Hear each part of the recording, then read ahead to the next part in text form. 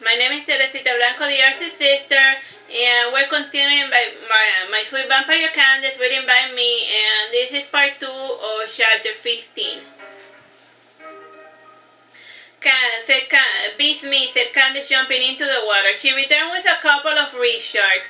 She then said to her party, "It's a bit of a long shot, but I think we can return to the cruise with their help." "And you, the little aqua girl," said Ambrose, smiling. "No, I'm a princess, a mermaid princess," said Candice, laughing. "Last I checked, Ariel hated sharks," said Sofita. "You can't believe everything you see in books or movies," said Candice. She added more to herself, "That is a lesson that I learned the hard way." This was the first and only cruise the friends had ever took. With the cruise experience out of the way, the party tried visiting Punta Cana instead. On their way to the airport, Candice and her friends had a terrible first on the way out of the airport, Candice and her friends had a terrible first impression of the place. Ambrose noticed that there were no streetlights or signs. The driver explained that there was not enough resources to enforce traffic laws in Punta Cana. Sure enough, when the driver stopped a moment, there was a terrible accident. A guy on a motorcycle had been ran over. "That's making me really hungry," Candice said, Ambrose, drooling the window. She has a lady finger," said Candice, handing Ambrose a snack. "It tastes a bit weird," complained Ambrose. "That's 'cause I found it up at that guy's bar," said Candice, laughing. "What's wrong with you?" complained Siddhartha. The friends arrived to the hotel in Bahia Principe. The receptionist area was quite large and well decorated. While Siddhartha got the hotel keys, Candice was looking at the lovely nude statue. The shaman went away when a rat crawled up his leg. A mouse cat then caught it. Candice raised an eyebrow. Sighing, she said, "Well, they say that ancient problems require ancient solutions." When Siddhartha finished getting the keys, he said to Candice, "The guy before me was complaining a lot. Something about his room not being what he signed up for or something." "A vampire named Candice probably gave the poor bastard the old switcheroo," said Candice, laughing. Turning serious, she said, "What? I wanted the Turcos Hotel, but I didn't want to pay for it." The party was led to the most expensive rooms in the hotel. Raising an eyebrow, Candice said, "I really do not see the difference from the other room." Sure enough, they went to another hotel in the complex, and the rooms were identical. The only difference was that the separation door was open, so it made the luxury rooms look bigger than what they truly were. The better rooms had at least livelier decoration. When Candice sat down on the bed and lay down on top of the pillows, she started singing. "Tu almohada será de piedra y tu cama será de tabla." That's like, your pillow will be made of stone and your bed will be made of wood. That's how hard the bed and the pillow was. "From where's it from?" asked Ambrose. "I don't know. It's hard to keep track of all of the Spanish music I listen to," said Candice. "Boo, the sulfur here barely has any bars," said Sofita. Even Rotan had pretty stable connections. "So what gives?" whined Ambrose. "Oh my God, you are going to have to spend this vacation without internet." "Oh, the horror," said Candice, laughing. After settling down, the party left for the pool. The drinks and the pools were great. Even the pool areas had fancy Greek-looking statues that added to their charm. When they got bored, they left to the buffet. At a certain point, Ambrose asked Candice, "Should we try a tour?" The two were in the pool area that had 3 large holes where hot water bubbled out. The water flow indirectly connected the 3 mini pools together. Candice and Ambrose were in one, and there nearby was a couple as well. "Nah, the dead guy over there was a bad sign. What if we have an accident and then the car explodes?" asked Candice. "You are still having bad flashbacks about the cruise?" asked Ambrose. "A little. Lately it feels like we can't go anywhere without something unpleasant happening that ruins the fun," whined Candice. Sure enough, the nearby couple threw up in the pool. Very quickly, the whirlpools of bubbles caused the vomit to surround Candice. Sighing, she got out of the pool and she said, "For crying out loud!" That's actually based on true events that happened to us in one of the pool areas. Some jerk puked it up and then that went towards us. Yeah, moving along. When the party returned from Punta Cana, there was a delay in the landing. After 4 hours, it finally landed. The group rushed to get to the apartment. When they entered, they saw a vampire dude sitting on the couch. He was petting T-Ball. The guy smiled and said, "Well," said Candice, "you finally have my attention." "I wasn't looking for her, you weirdo," said Candice. The vampire fellow smiled and he made eye contact with Candice. He was disappointed to know that his charms were not working on her. Horsana and Sidanta were tense, waiting to see what the Kaiser would do. "Don't you have any ambitions?" Ambitions. "Vampires are known to be ambitious," asked the Kaiser. "Oh yeah, what time is it?" Still got like 9 minutes. I'm looking at it more. "If you ask me, only ambitious vampires are famous, for they are an overall pest upon the world. As for me, I am happy to do as I please," said Candice.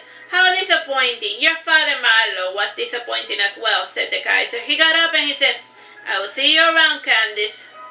The Christmas time came and Candice felt like going out. The party went to Santa's enchanted forest. The highlight of the Christmas season was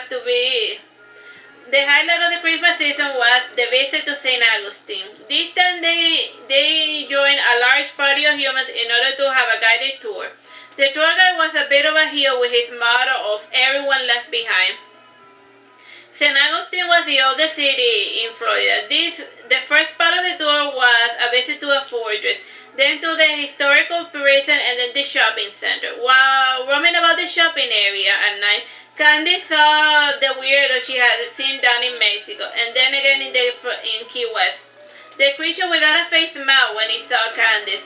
It said in a woman's voice, "Hey there, Candice." "Hey, it's what's your face," said Candice, smiling. "Are you enjoying the holidays?" said the creature. An eye appeared on his forehead and a nose in the middle of the face. "It is almost time to return home, Candice," said the creature. "Enjoy your holidays while you can." "That sounded ominous, said Sidanta. It's fine, said Candice, laughing nervously. Later that night, they went on the trolley tour. They put on special glasses to make their lights resemble little Santa Clauses. It was a fun, interesting effect. The following day of the tour, the party visited the Fountain of Youth. The area had a little museum and everything. They saw there an astrology projection show. Candice looked at the sky and she pondered on life outside of planet Earth. When the group returned from St. Augustine, Sidanta suggested that they visit the Theater Faena. Horsana had gotten a temporary gig as a violinist.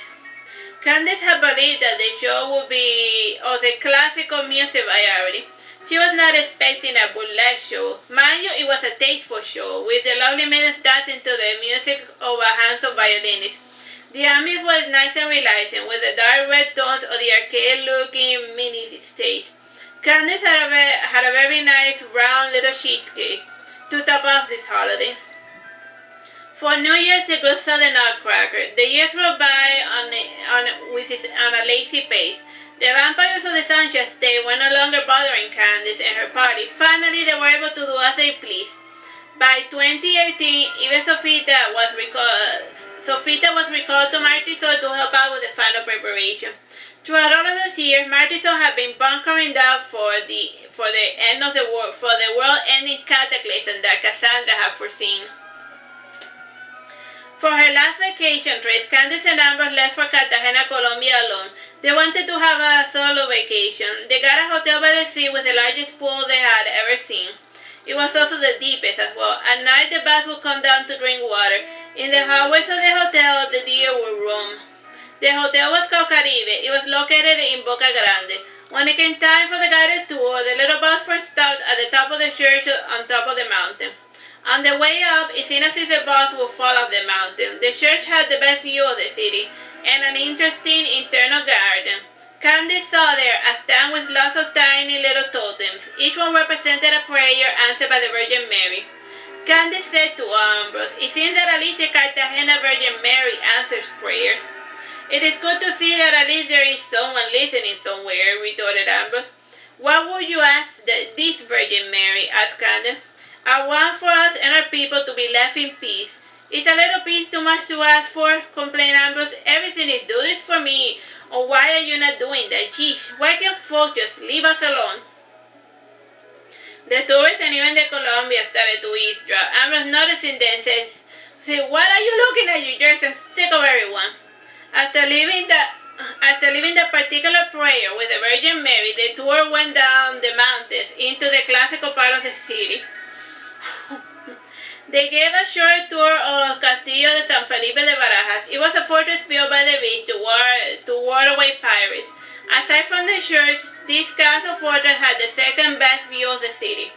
Don't you just wish things were a little bit more classy at Candice? Yeah, modern stuff is fun enough, but at a certain point it can get kind of boring, said Amber. Yeah, I like Super Bowl cars, television, video games, said Candice. The final vacation they took was to Riviera Maya in Mexico. The group went to Barcelo Maya Palace. Of all the vacation, it was the most pleasant. The beds were actually comfortable. The beach had plenty of fishes and sharks to look at, including a very mischievous barracuda. Candice liked the barracuda because he liked to nibble off human toes. The ice cream with the gourmet cookies was to die for. While the rest of the family and friends lost by the seaside, Candice and Ambrose decided to go on a tour. Time? Just took up into 3 minutes. They visited the nature park of Escaret. Aside from wandering around downriver, they tried out Despojo Maya. It involved taking some oils and stuff and then entering a thermal bath that was sealed up. The heat came from a volcanic rock. While there, a Mayan guy ranted about the elements. At a certain point, the folks inside the oven had to scream to release all their negative energies. The screams of Ambrose and Candice had no semblance of humanity. It freaked out all the humans that were in there with them. The Mayan went on with the show, and at the end of it, they took a cool dunking in a cold herbal pool that came with its own snake. After finishing their despojo, Ambrose and Candice went to visit the butterfly preserve. They were in luck. The monarch butterflies had arrived to Mexico, and the preserve was full of them.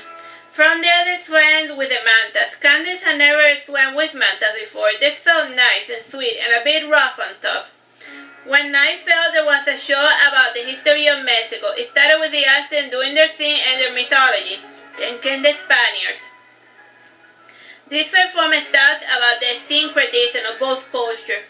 Both the Spaniards and the Aztecs were forced to coexist with one another. When the history lesson ended, the performance started introducing the music heritage of each of the states of Mexico. After listening to the fifth song, Candice came to the conclusion that all Mexican music sounded the same. When Los Tigres del Norte started playing, Candice and Ambrose ran for it. On the way back to the bus, they saw a carved face of Jesus on a tree that they had not noticed. The tree had a spotlight to highlight the carving. It looked super creepy at night. The church that faced the tree also had a strange tree statue. The bus arrived and Candice and Amber spoke little to each other on the way back. The family concluded the relaxing trip to Riviera Maya. It was the perfect trip to unwind and create pleasant memories for a change. September 2019 came, and with it, COVID.